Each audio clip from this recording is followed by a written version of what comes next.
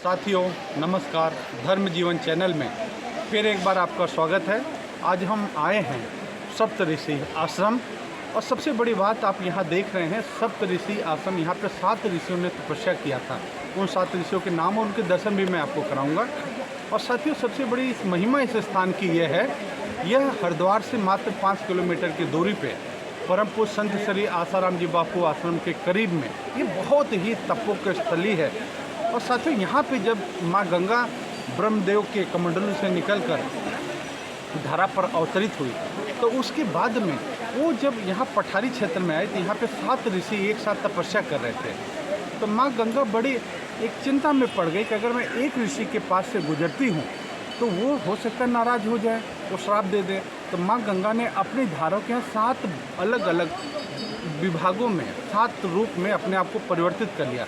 और आप यहाँ देखेंगे, दूर देखेंगे तो वहाँ से आपको आते ही 2-3 धारा दिखाई देगी, फिर इस तरफ से भी धाराएँ आ रही हैं और ये सब जाके हर की पौड़ी में एक हो जाती हैं। तो साथियों यहाँ पे जो सप्त धारा यहाँ पे है, सप्त ऋषि आश्रम है। और यहाँ पे जब माँ गंगा 7 ऋषियों के चरणों में प्रणाम करती हुई और फिर जब आगे बढ़ी तो 7 ऋषि बहुत प्रसन्न हो गए और उन्होंने माँ गंगा को खूब आशीर्वाद दिया कि हे गंगे, आपके इस धरा पे, आपके इस आश्रम, इस स्थान पर जो भी स्नान करेगा उसके 7 जन्म के पाप नष्ट हो जाएंगे, उसकी मनोवांछित इच्छाएं पूर्ण होंगी और जो अपने घर परिवार के लिए डुबकी लगाएगा उनके भी रोग दोष दूर होंगे। साथियों मैं आपको यहाँ पे 7 ऋषियों के दर्शन कराऊंगा और यहाँ पे युधिष्ठिर और अब यहाँ पे और बड़े दुर्लभ मंदिर हैं, दर्शन कराऊंगा। लेकिन जैसे यहाँ की मान्यता है कि अपने लोगों के लिए आप अगर डुबकी लगाते हैं तो उनकी भी मंगल कामना होती है। तो आइए धर्म जीवन चैनल के सभी दर्शकों के लिए मैं डुबकी लगाता हूँ। आइए मेरे साथ में सप्तधारा सप्तऋषि में डुबकी लगाएं। बंद कर दो। क्यों यहाँ पे जल की इतनी तेज धारा है कि आप देख रहे पकड़ के खड़ा होना पड़ रहा है, नहीं तो। और आज हरिद्वार में बारिश भी रात में खूब हुई है। माँ गंगा की धारा का प्रवाह कितना तेज है आप देख रहे हैं। लेकिन फिर भी समस्त विश्व के कल्याण के लिए धर्म जीवन चैनल के दर्शक तो हैं ही, तथा समस्त विश्व में कल्याण हो, समस्त विश्व में शांति हो, सबका मंगल हो, इस उद्देश्य से मैं सबका संकल्प करके डुबकी लगा रहा हूँ आप सभी के मंगल के लिए। चलिए मेरे साथ में मानसिक जो जहाँ है डुबकी लगाइए।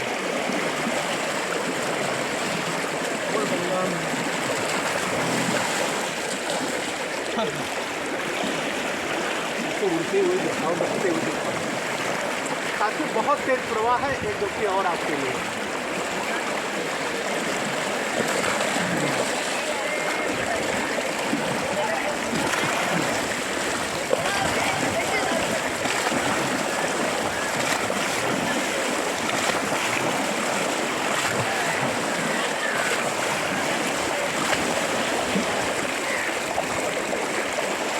साथियों 7 डुबकी पूरी हुई। 7 ऋषियों के चरणों में प्रणाम करते हुए सभी के विश्व कल्याण के लिए, सभी के मंगल के लिए यहाँ स्नान पूरा हुआ। आइए मैं उन ऋषियों के दर्शन भी कराऊंगा और भी बहुत दुर्लभ स्थानें हैं। आइए आगे की यात्रा आरम्भ करें सप्त ऋषि आश्रम स्थान की। चलिए आगे बढ़ें। साथियों जैसा मैंने आपको बताया था 7 अलग अलग धाराएँ हैं। एक आप देखिए साथियों, इस तरफ से धारा आ रही है, दिख रहे साथियों। एक आप देखेंगे, अगर ध्यान से देखेंगे तो एक बीच में से धारा और आ रही है, यहाँ पे दिख रहा होगा। एक धारा देखिए साथियों उस तरफ से निकली है और भगवान सूर्यदेव का उदय हो चुका है। और देख रहे हैं माँ गंगा का प्रवाह सीधे यहाँ सप्तधारा से होते हुए हर की पौड़ी की तरफ जाता है। माँ गंगा की निर्मल धारा, पावन धारा, मोक्षदायिनी पापनाशिनी माँ गंगा के दर्शन।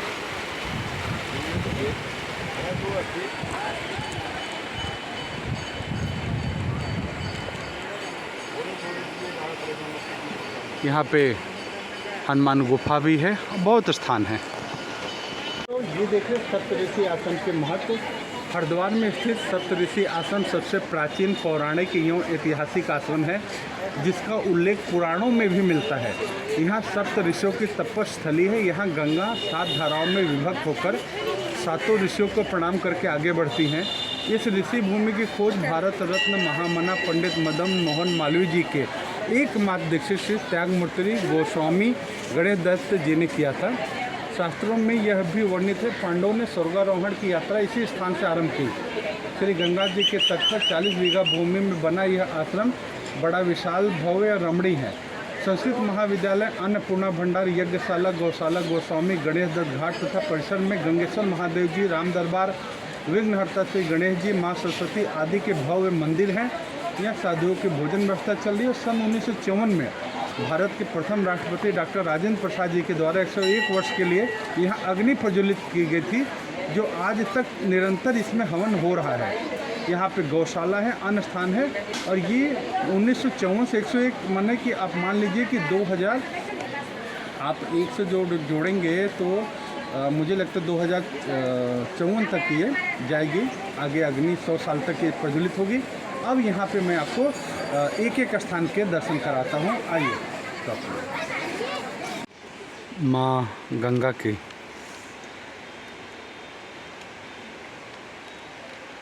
मनमोहक प्रतिमा आशीर्वाद देते हुए ब्रह्मदेव शिव स्वरूप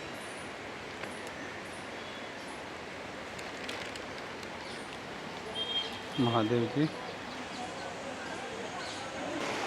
सप्तऋषि आश्रम में देखिए, यहाँ तट पे सनातन संस्कृति के जो भी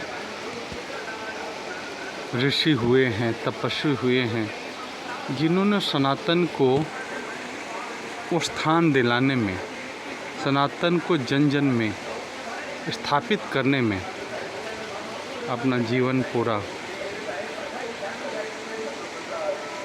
समर्पित किया, उनका स्वरूप भी है।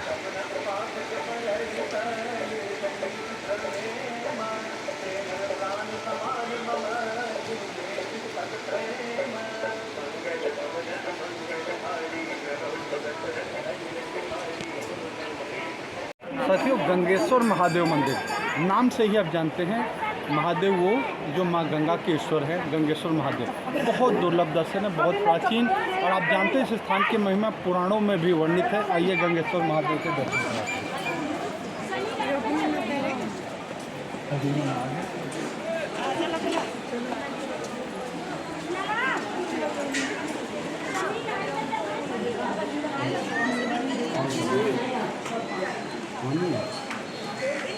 ये राधा कृष्ण जी, आगे बढ़िए। टाइम क्या हो रही है? टाइम क्या हो रही है?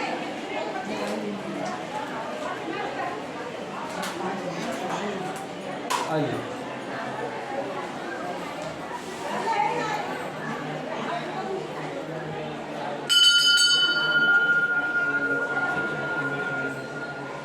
बहुत दुर्लभ दर्शन होंगे। संकट मोचन भगवान, माँ दुर्गा, श्री हरि विष्णु और ये माँ गंगा जो हम देख रहे हैं, मगर के विराजमान है।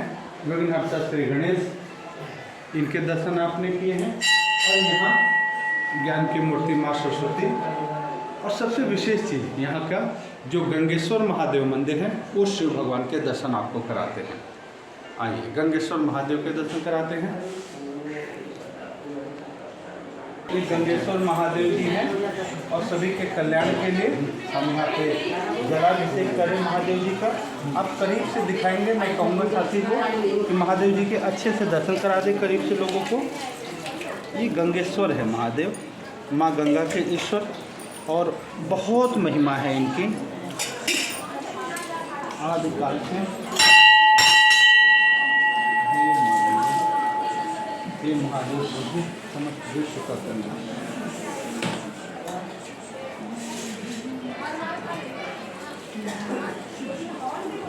हाँ, और यहाँ पे आप देखेंगे सभी श्रद्धा भाव से महादेव प्रभु को जल अर्पित करते हुए। और ये हैं गंगेश्वर महादेव प्रभु। आप भी धर्म जीवन चैनल पे अपने घर बैठे वहाँ से महादेव जी के दर्शन करिए, जल चढ़ाइए, अपनी अपनी मनोकामना, अपनी प्रार्थना भगवान शम सदाशिव गंगेश्वर महादेव जी के चरणों में अर्पित करिए।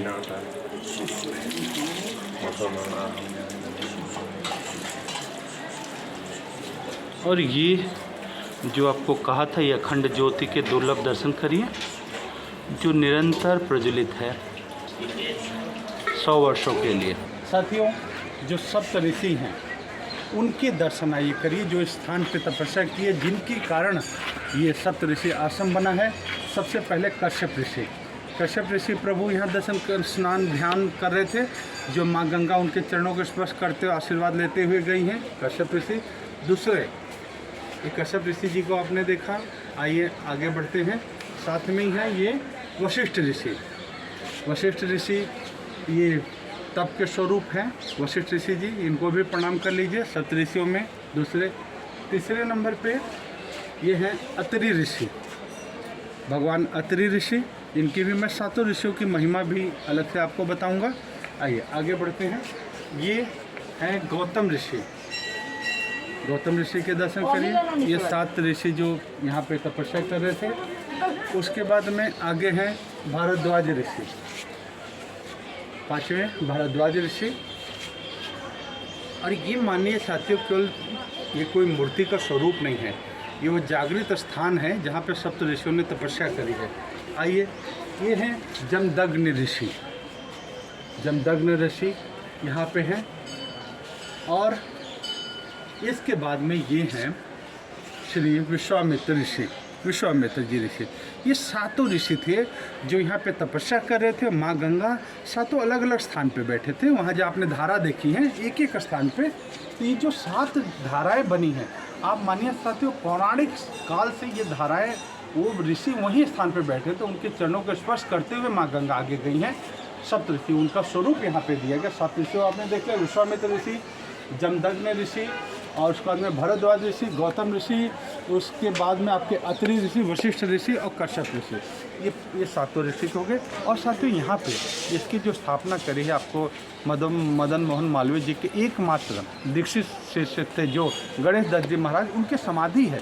और यहाँ पे उनके शरीर को समाधि स्वरूप दिया गया। बहुत पवित्र स्थान है साथियों। आइए समाधि के भी दर्शन कराता हूँ आपको।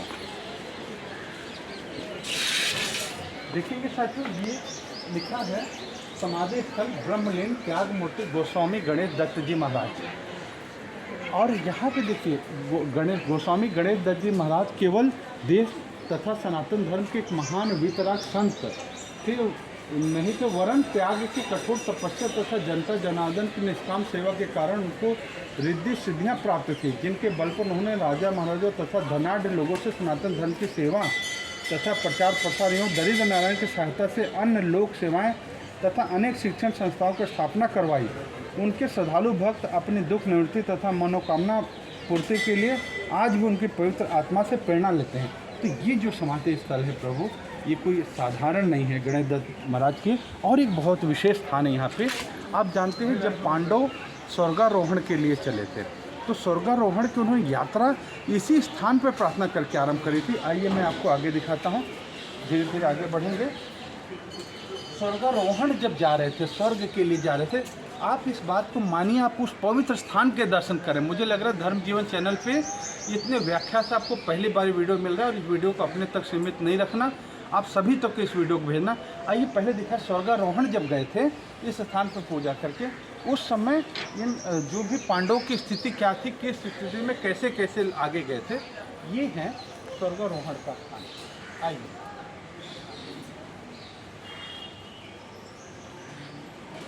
मैं साथी से कहूँगा आगे आ जाए, यहाँ से हम आरंभ करें।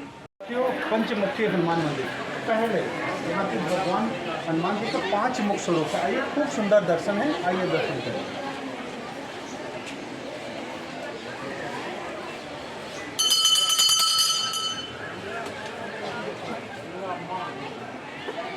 एक पंचमुखी हनुमान जी भगवान हैं और इनकी इतनी बड़ी महिमा है यहाँ पे कि जिनके भी शनि की 7.5 ढैया कोई ग्रह बाधा विशेष हो, तो पंचमुखी भगवान आप जानते हैं कि शनिदेव भगवान संकट मोचन के मित्र हैं। कोई भी ग्रह बाधा संकट कौन सो काज कठिन जग माही, जो नहीं होए तात तुम पाही, ऐसा कोई संसार का काम नहीं जो संकट मोचन भगवान से पूर्ण ना हो सके। आइए आगे के दर्शन कराते हैं।